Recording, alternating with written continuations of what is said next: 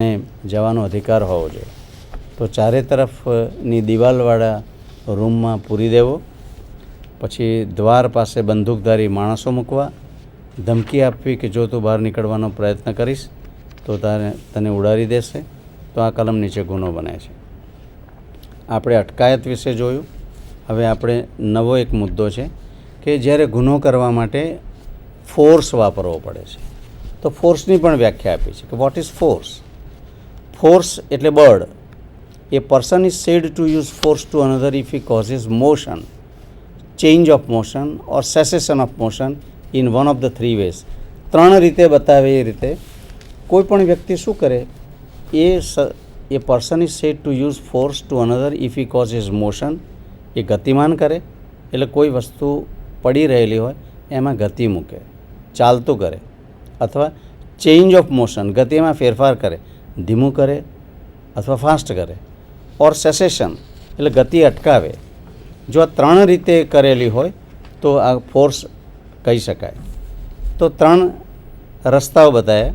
એક, by his bodily power, શારીરિક શક્તિથી જો ફોર્સ વાપરેલો હોય. બીજો, by disposing any substance in such a manner that the motion or change or cessation of motion takes place without any further act on his part. કોઈ પદાર્થનો ઉપયોગ કરે. માની લો કોઈ માણસ બોટમાં બેઠેલો છે, દોરડું બાંધેલું છે, દોરડું કાપી નાખે. તો by disposing any substance in such a manner that the motion or change or cessation, એ ગતિમાં ફેરફાર આવે અથવા ગતિ અટકી જાય. and further act on his part. next, or on the part of any other person. By inducing any animal. ત્રીજો પ્રકાર છે કોઈ પણ પશુને ગતિમાન કરાવે, કોઈ વ્યક્તિની પાછળ કૂતરું દોડાવે. તો એ રીતે ફોર્સ વાપરેલો છે એમ કહી શકાય. Change its motion or to cease to move. કોઈ ઘોડે સવારી કરતો હોય તો ઘોડાને ચાબુક મારવીને ઘોડાને ફાસ્ટ દોડતો કરવો. તો એ આ ત્રીજા પ્રકારની અંદર આવી શકે. કલમ 350 Section 350 reads as under that criminal force, whoever intentionally, જો ઈરાદો, uses force to any person, કોઈ પણ વ્યક્તિ પર ગુનાહિત બળ વાપરેલું હોય, without that person's consent. આ કુસ્તીનો દાવ હોય ને કન્સેન્ટ આપેલી હોય ને જો ફોર્સ વાપરેલો હોય તો ગુનો નથી.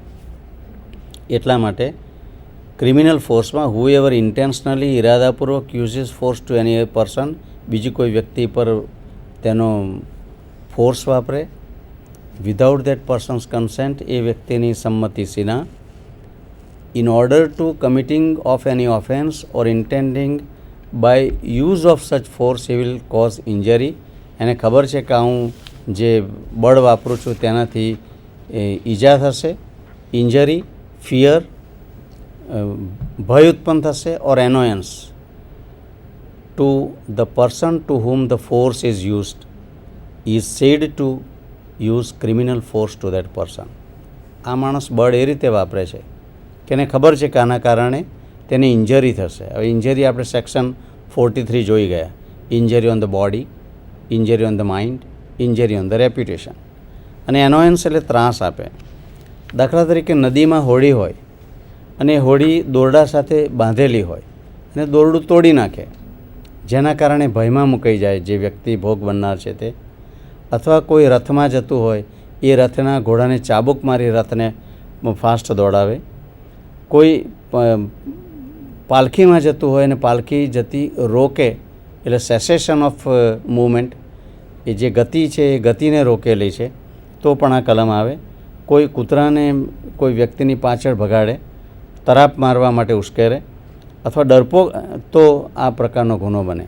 તો ઘણા માણસો વધારે સેન્સિટિવ હોય છે.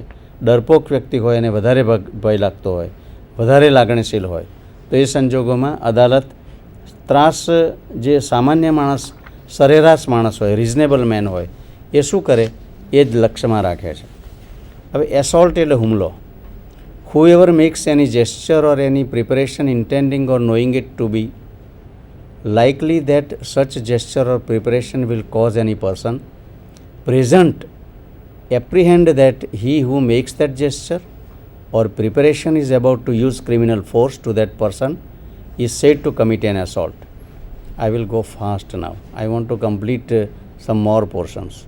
એસોલ્ટ એટલે હુમલો. હુમલો ક્યારે કરેલો છે કહેવાય કે જ્યારે કોઈ વ્યક્તિએ ચેષ્ટા કરેલી હોય, હાથની શર્ટની બાંય ચડાવતો હોય અને એવી તૈયારી બતાવે, પ્રિપેરેશન, કે હવે આ માણસ હુમલો કરશે જ. માત્ર શબ્દો જ નહીં, જો એક્સપ્લેનેશનમાં છે, mere words do not amount to an assault, but the words which a person uses may give to his gesture or preparation such a meaning as may make gesture or preparation amount to an assault. જે હાજર હોય તે વ્યક્તિ પર એવી ચેષ્ટા કરેલી હોય, માત્ર શબ્દો જ એ હુમલો ના ગણાય, પણ શબ્દની સાથે હાથના શર્ટની બાંય ચડાવતી વખતે સાથે સાથે બોલતો હોય કે હવે હું તને મારીશ, તો આ ગુનો બને છે. ધમકી જે આપે છે, અડબોથને ઉધાર ના હોય કે હું તને 6 મહિના પછી મારીશ, તો એ એસોલ્ટ નથી. પણ ધમકીનો તાત્કાલિક અમલ કરવાની તૈયારી હોય તો આ ગુના નીચે આવે છે. અને તેમાં સામર્થ્ય હોવું જોઈએ. અત્યારે હું કોઈ પહેલવાનને જો ધમકી આપું તો એ ધમકીની અસર ન થાય, એટલા માટે કોણ ધમકી આપે છે, કોને ધમકી આપે છે, તે પણ અભ્યાસ કરવો જરૂરી છે. અને તેનું સામર્થ્ય છે કે નહીં.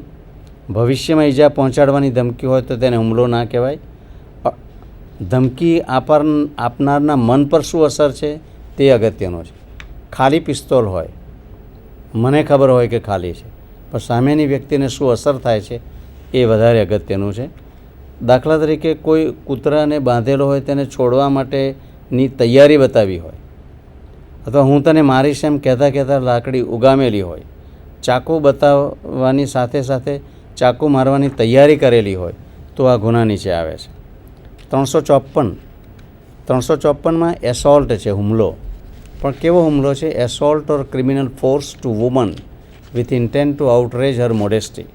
કોઈ પણ સ્ત્રીની લાજ લેવાના ઈરાદે તેની પર હુમલો કર્યો હોય, ગુનાહિત બળ વાપરેલું હોય, તો આ કલમ નીચે 300. This false under section 354. There is a difference between section 376 and 354. 376 બળાત્કાર એ તદ્દન જુદો ગુનો બને છે. અહીં સ્ત્રીની લાજ લેવા માટે જે હુમલો કરેલો છે. હવે આ કલમ નીચે પુરુષ પણ ગુનો કરી શકે, સ્ત્રી પણ આ ગુનો કરી શકે. ગમે તે વયની વ્યક્તિ હોય તે પણ આ ગુનો કરી શકે. એનું કોઈ પણ વ્યક્તિ હોય તેને ચારિત્ર્ય હોય જ. એના પ્રત્યાઘાત, એનું reaction of a woman, that is more important. સમાજની અંદર ક્યારેક જોવામાં આવે કોઈ યુરોપિયન લેડીના ખભે હાથ મૂકવો એ બહુ લાઇટ હોય છે, પણ સભ્ય સ્ત્રીનો હાથ પકડવો એ ગુનો બની જાય. હિન્દુ, મુસ્લિમ, યુરોપિયન, અલગ અલગ પ્રકારના માણસો સાથે રેસ, એની જાતિ, position in life of a woman, એ સ્ત્રીનું સમાજમાં શું સ્થાન છે એ પણ એટલું જ અગત્યનું છે. પરંતુ જ્યારે with corrupt mind ટચિસ flash of sleeping woman, કોઈ સૂતેલી સ્ત્રી હોય જેને એનેસ્થેશિયા આપેલું હોય, ગાંડી સ્ત્રી હોય, તેના શરીર પર કોઈ ગુનાહિત માણસથી હાથ ફેરવવો, અથવા પુલિંગ આર્મ, કોઈ સ્ત્રીનો હાથ પકડીને તેને સેક્સ્યુઅલ ઇન્ટરકોર્સ માટે ડિમાન્ડ કરતો હોય, તો 354 નીચે ગુનો બને. સેક્શન 355 એસોલ્ટ ટુ ડિઝોનર એ પર્સન. આના પછીની કલમ 355માં એવું બતાવ્યું છે કે કોઈ વ્યક્તિનો માનભંગ કરવા માટે જો હુમલો કરેલો હોય, દાખલા તરીકે બ્રાહ્મણની જનોઈ તોડી નાખવી, ચાણક્યની શિખાનો તો દાખલો દરેકને ખબર છે, વૃદ્ધ માણસની પાઘડી ઉછાળવી, એ કલમ નીચે આવે છે. Now the last chapter on this subject is kidnapping and abduction. Before I proceed, kidnapping and abduction, I give you the summary. Kidnapping બે પ્રકારના છે. Kidnapping from India and kidnapping from lawful guardianship. કાનૂની વાલીપણામાંથી કોઈને ઉપાડી જવું, ભગાડી જવું. Kidnap એટલે અપહરણ કરવું, અને એબડક્શન એટલે અપનયન કરવું. Kidnapping from India, whoever conveys any person beyond the limit of India without that consent of that person or some person legally authorized to consent. આમાં કન્સેન્ટ કોની જોઈએ, સંમતિ કોની જોઈએ? તો જે વ્યક્તિના ચાર્જમાં હોય, સંમતિ આપવા માટે જેને કાનૂની અધિકાર હોય, કાનૂની અધિકાર ધરાવતી હોય, જે વ્યક્તિ તેની કસ્ટડીમાં હોય, તો એને જ્યારે લઈ જતો હોય, ટેક શબ્દ આપેલો છે, લઈ જતી વખતે બળ વાપરવું અથવા લઈ જતી વખતે તેને જે વ્યક્તિને લઈ જાય છે તેની સંમતિ લેવી એ અપ્રસ્તુત છે. તે વ્યક્તિની સંમતિની જરૂર નથી, ગાર્ડિયનની સંમતિની જરૂર છે. On behalf of that person is said to kidnap. Kidnapping from lawful guardianship એટલે કાનૂની વાલીપણામાંથી કોઈને લઈ જવું.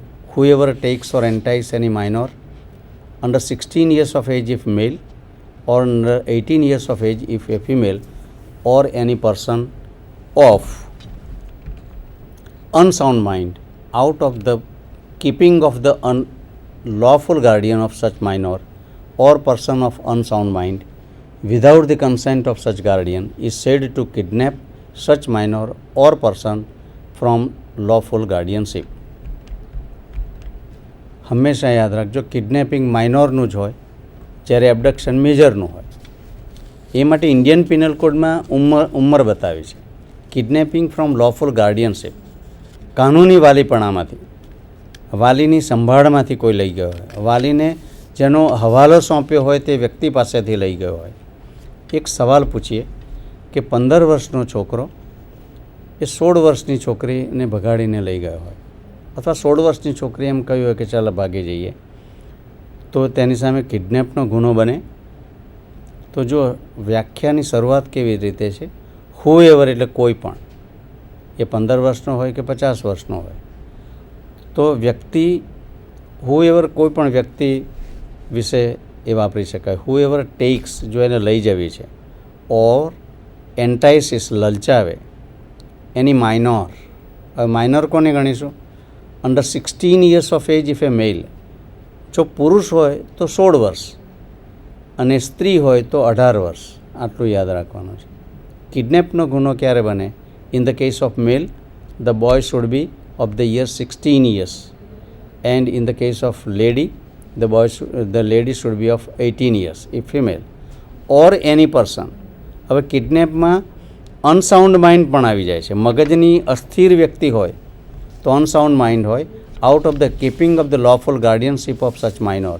જે માણસ કાયદેસરનો જે એનો હવાલો ધરાવતો હોય તે વ્યક્તિની સંમતિ વિના જો લઈ ગયો હોય, or the person of unsound mind without the consent of such guardian, તો આવા વાલીની સંમતિ જરૂરી છે, કારણ કે એ તો અનસાઉન્ડ માઇન્ડનો છે.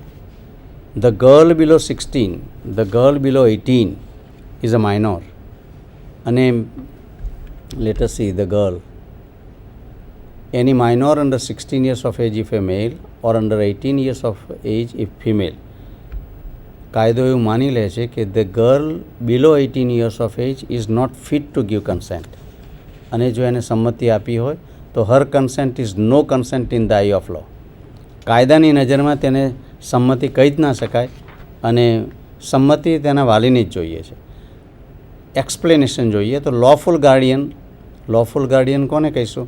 તો that include any person lawfully entrusted with the care or custody of such minor or other person. કાયદેસરનો જે વાલી છે એમાં જે કાયદેસર રીતે જેને સોંપવામાં આવેલો છે એની કેર કરવામાં, દાખલા તરીકે ન્યૂ મેન્ટલ, હવે જેમાં ભલે ઉંમરની રીતે મોટા હોય પણ માનસિક રીતે અપરિપક્વ હોય, અનસાઉન્ડ માઇન્ડ હોય, માનસિક રીતે પરિપક્વ ના હોય, તેમનું રક્ષણ કરવામાં આવ્યું છે. બાળકના કેસમાં 16 વર્ષની છે, સ્ત્રીના કેસમાં 18 વર્ષની છે, અને મેજર હોય તો અનસાઉન્ડ માઇન્ડ હોય તેમને રક્ષણ કરવામાં આવ્યું છે. Because they are not mature, they cannot give consent, they can be enticed. Explanation જોઈએ તો explain this action does not extend to the act of any person who in good faith believes himself to be the father of illegitimate child, or who in good faith believes himself to be entitled to the lawful custody of such child, unless such act is committed for an immoral or unlawful purpose. જો અપવાદમાં એમ કહેલું છે કે આ કલમ એમને લાગુ નહીં પડે. કોને લાગુ નહીં પડે? Does not extend to the act of any પર. કોઈ પણ વ્યક્તિ જો શુભનિષ્ઠાથી કરતી હોય અને શુભનિષ્ઠાથી એમ માનતી હોય to be the father of village, એ અનૌરસ બાળકનો પોતે પિતા છે એવું એ માની લેતો હોય અને અને જો લઈ જતો હોય તો તેને રક્ષણ મળે છે. પરંતુ એમાં if the act is committed immoral act માટે હોય, એને અનૈતિક માટે જો બગાડી ગયો હોય તો આ ગુનો બને છે. શુભનિષ્ઠાપૂર્વક પોતાને અનૌરસ બાળકનો પિતા માનતી હોય તો જન્મના કારણે માતા પિતા એ કુદરતી વાલી છે.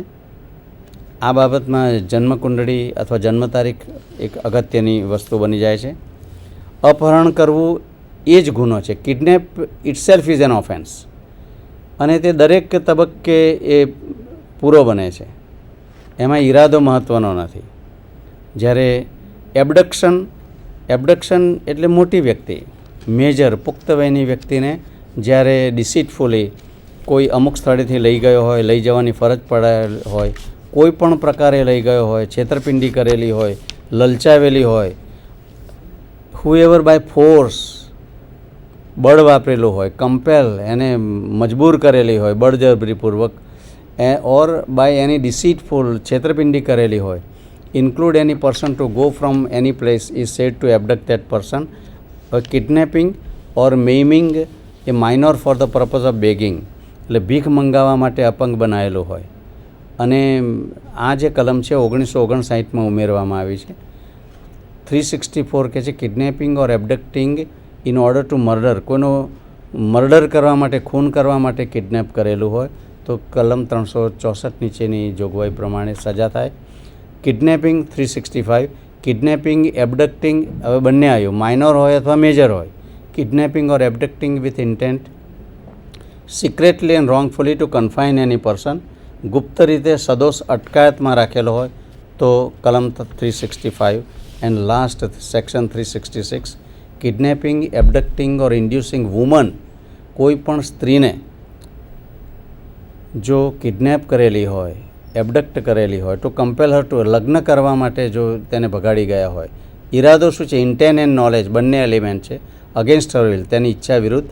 She may B forced or